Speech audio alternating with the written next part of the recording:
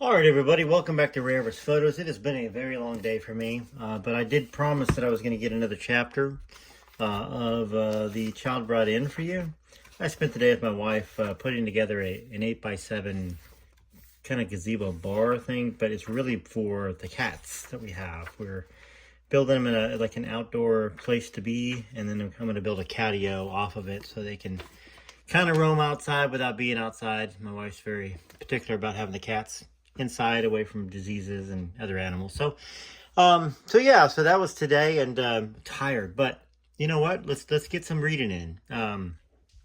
Appreciate y'all being there. For you new subscribers, hit the like button, obviously, and share this video around after you're done with it. You can also become a member. It's $9.99 a month, and that helps. Just kind of helps me. Helps me buy stuff like this so I can show them to y'all. Helps me buy books, and read them to y'all. So consider that. There's links in most videos in the description. You can click on it and join. If you're on your cell phone and don't see the join button. If you're on the computer, obviously it's there in the bottom left. All right, so Chapter 3 of Child Bride by Suzanne Finstead. Priscilla, Little Girl Lost. Outwardly, Priscilla Ann Beaulieu was a typical 6-year-old. She started first grade in New London in September of 1951. Okay, her father had advanced to the rank of captain in the Air Force. Now, her father, not her real father, the father Paul, had advanced to the rank of captain in the Air Force. Her mother tended the family. She adored her little brother Donnie, almost 2. The inner Priscilla, however, the Priscilla no one knew, was in turmoil, haunted by flashbacks to an earlier childhood that seemed both familiar and strange. Reoccurring visions of her mother in church, on a stage, wispy memories of a big party, intermittent recollections of time spent with her grandmother, Iverson, while her mother was working and her father was nowhere around. Now, how do they have this information? Because Suzanne sat down with Priscilla and had conversations with Priscilla. She recorded those conversations with Priscilla. It's just when she discovered all the other stuff that this book kind of took a life of its own on. And then at that point in time, I don't think Priscilla no longer supported the book, but she couldn't sue Suzanne. So here we go.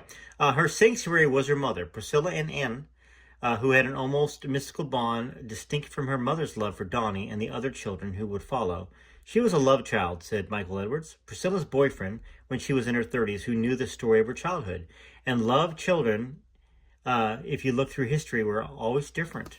Whether out of guilt or because Priscilla was her connection to her lost love, Anne Beaulieu dotted on her daughter.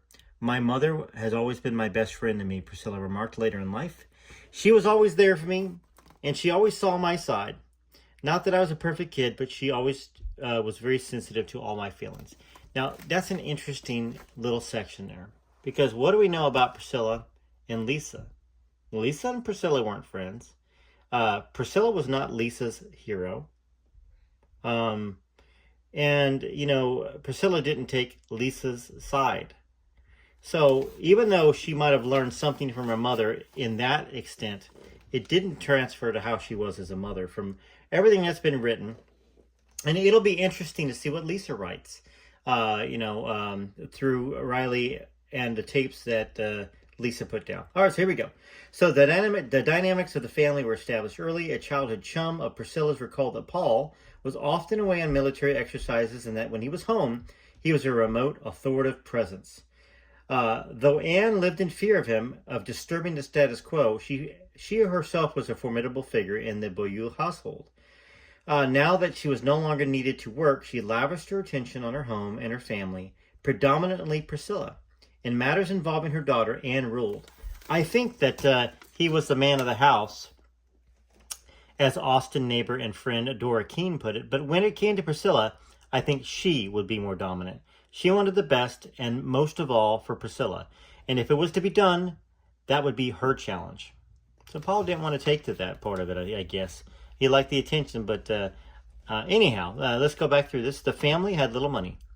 Priscilla would remember her mother using orange crates as end tables and concealing them with hand-sewn decorative gloss, a simple metaphor for the house of secrets and lies. However much the Beaulieu struggled financially, Anne spared no expense where her daughter's appearance was concerned. Priscilla as a child was more than pretty. She was exquisite. She actually did look like a China doll, observed a grammar school beau, Bob Ellis. You couldn't have drawn a prettier child. Anne recognized and exploited that beauty, fashioning for her daughter at 6 and 7 coordinated cowgirl costumes and fancy dresses with matching hats and purses and gloves. Priscilla, an early friend remembered, hated to be called Prissy. I wonder that's where the nickname comes from that everybody says. But the name was perfect for her. In home movies, she waved at the camera, smiling and tilting her head like Shirley Temple, completely at ease in her role as Little Princess. By the second grade, Priscilla had gotten a full dose of military life. She had been uprooted from school in the middle of first grade, which sucks. Paul was transferred to Walker Air Force Base in Roswell, New Mexico. The following year, she was enrolled in three second grade classes in 3 states, ending the year at Bergstrom Air Force Base in Austin, Texas. The moves were difficult for Priscilla, who later said it makes you grow up with a very insecure feeling. You begin to wonder who your friends are and what are friends. One would not have guessed that she felt insecure, though. Early teachers considered Priscilla extremely friendly. She was pleasing and very cooperative. Very dear. Pat Conroy, the author of The Great Santini, identified this paradox, the ability to appear outgoing yet feel isolated, as a common characteristic of military children. They can engage anyone in conversation, he wrote, become well-liked in a matter of seconds, yet there is a distance, a slight shiver of alienation, of not belonging. Catherine Priscilla's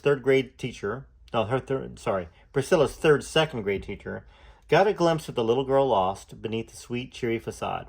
She was kind of like a clinging vine. She stayed right by my warm side. Anne was ever present, offering her services as Miss Patton's room mother, volunteering herself and Priscilla for the class operetta. Priscilla's beauty exacerbated her growing sense of alienation. She was considered the prettiest girl in school. She later wrote in her memoir, "The one who was always stared at." She had no girlfriends, even though people remembered that she was nice to everyone. She was living in her own private little world, recalled her later boyfriend Michael Edwards, who talked to Priscilla about her childhood. "I think she was always a little dreamer, back, away from everybody, and you could see it in her eyes." Priscilla, from her earliest childhood, was a boy's girl. She had the instincts of a born coquette. There were always boys around Priscilla, even when she was 5 or 6. I don't know how her parents could have missed that from the time she was a couple of days old, that they were going to have to watch her very carefully, as school friend Linda Williams would say. With boys, Priscilla had an instant comfort level that was missing in other areas of her life. She has said that she felt different as a child, beyond being a military kid or feeling prettier than the other girls in school. Her almost angelic demeanor concealed a conflicted and troubled psyche, and the rare beauty that defined Priscilla also confused her. She was aware, even as a small child, that she only slightly resembled her mother. "I had nothing of my father," she later remarked. "Nothing." You start thinking, well, I'm different. There's something wrong with me. Why am I different? Why don't I look like them? Why am I different in looks than they are? She had the odd, unsettling suspicion that she was from another family. It was more like a child's vivid imagination. Priscilla could feel it. She felt separate from her younger brother Don and the 4 siblings who would follow, because I knew that there was something that was different about me. She felt different from her brothers and sisters because of the reality that they weren't truly her brothers and sisters, proclaimed Mike Edwards. I think that she sensed that. It's in the genes, when you're really connected. She doesn't look like her sister, and she doesn't look like her brothers. Priscilla had to wonder why there were so few photographs of her as a young child. Aside from the studio portraits that Anne submitted to Baby Contest, and a few snapshots of her with her grandma, Iverson, which is interesting that she saw her grandma but never got to talk to her. So she did know about her from a young age. There were no pictures of her with Paul Beaulieu. Oh, wait a second. Grandma Iverson would be probably Priscilla's or Paul's parents. I'll have to look into that. There were no pictures of her with Paul Beaulieu before the age of 3. It was explained to me that there were no photographs of myself taken with my father because he was in the military and he was away. And it made sense to me, and I never went any further than that. Still, Priscilla could not shake the feeling that she did not belong.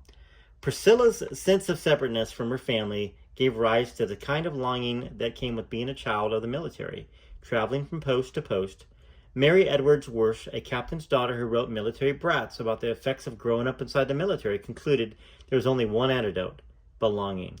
It's not easy for a military brat to learn what that even means, much less find it. Yet belonging is the single greatest quest of our lives. For Priscilla Beaulieu, who always felt alienated from friends and family, the quest to belong, that powerful unnamed yearning that Worsh says is the most found in military children, was even more profound. There is no such thing as a secret in a family, according to John Bradshaw, the psychiatrist and author of Family Secrets. There's only denial. Priscilla was 5 or 6 when she first became aware of the unusual atmosphere around her house. She knew there was a secret. There was a secret in the family, she recalled later. There was always this sense of wondering of, well, why are they avoiding me? Or why hasn't this question been answered? Or why are they being so secretive? Or why are they whispering? Bradshaw says that when a situation is confusing or a child does not get information, he or she will create fantasies. So it was with Priscilla. When you're left with all these mysteries, she said later, you start assuming things yourself. Priscilla imagined she was born to different parents, that her real father was a faraway, unapproachable, handsome prince. My defense was to dream, to slide into fantasy world, a world always teeming with animals. She took solace in stray birds and cats, bringing them home to nurse them to health. She found it easier to relate to animals than to people because animals have no ulterior motives. And once they love you, they're always there. When she was 5 or so, Priscilla discovered a more romantic means of escape. My father listened to opera. Mario Lanza, Caruso, we all had their albums, Liberace too.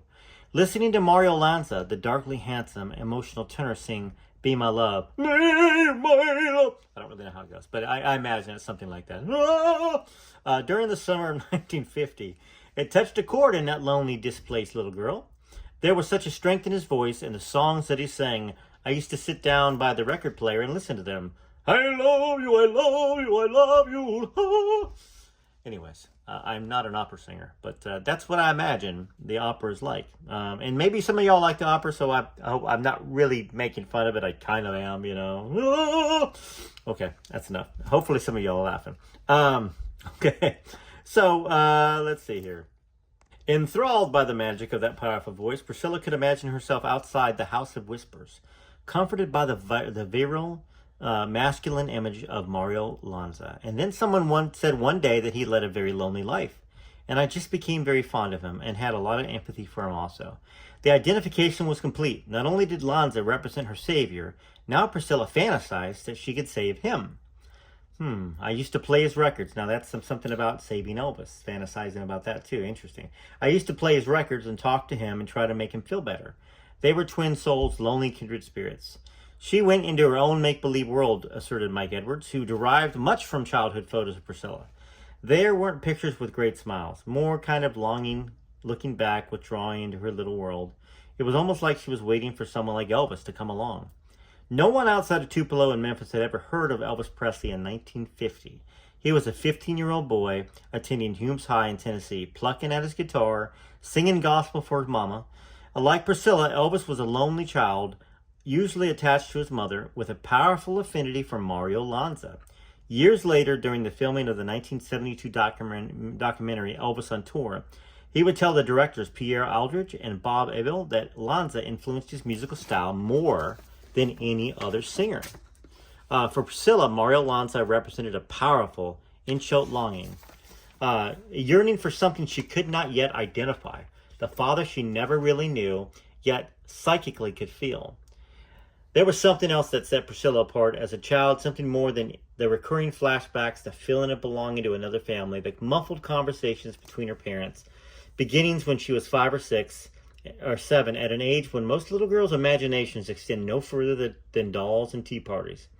Priscilla Ann Beaulieu was seized by an odd presentiment that was something extraordinary was going to happen to her.